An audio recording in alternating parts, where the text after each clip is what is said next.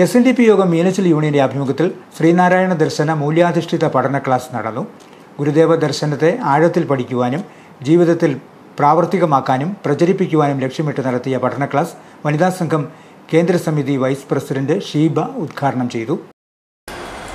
ഈ ചിങ്ങമാസം നമ്മെ സംബന്ധിച്ചിടത്തോളം, കേരളത്തിൽ ഈഴവരെ സംബന്ധിച്ചിടത്തോളം അല്ലെങ്കിൽ മാനവരാശിയെ സംബന്ധിച്ചിടത്തോളം ഏറ്റവും പുണ്യപ്പെട്ട മാസമാണ്.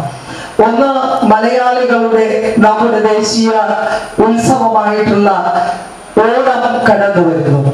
അതിനേക്കാളൊക്കെ മഹത്തരമായി നമ്മുടെ ഹൃദയത്തിൽ പാർക്കുന്ന, നമ്മുടെ ഹൃദയത്തിൽ താമസിക്കുന്ന, നമ്മുടെ കൺപാർക്കുന്ന ദൈവമായ ശ്രീനാരായണ ഭഗവാൻ പൂജാതനായത്, ആ ഭഗവാൻ തിരുവവതാരം കൈക്കൊണ്ടത് പൊന്നിൻ ചിങ്ങമാസത്തിലെ പൊന്നിൻ ചതയ നക്ഷത്രത്തിലാണ്.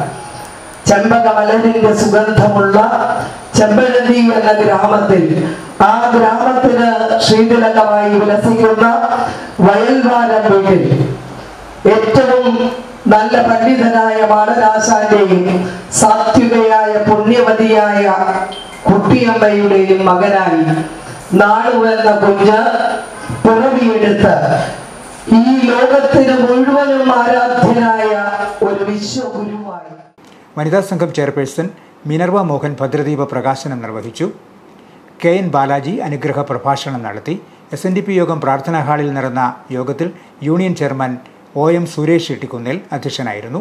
Union convener MR Ullas, KR Shaji, CT Rajan, Aneesh Pulluvelil, CP Sudheesh, KG Sabu, KR Saji, Arun Kulampally, JK Gopakumar, Sangeetha Arun, AD Sajeev Vayala, Rajesh Shanthi തുടങ്ങിയവർ പ്രസംഗിച്ചു.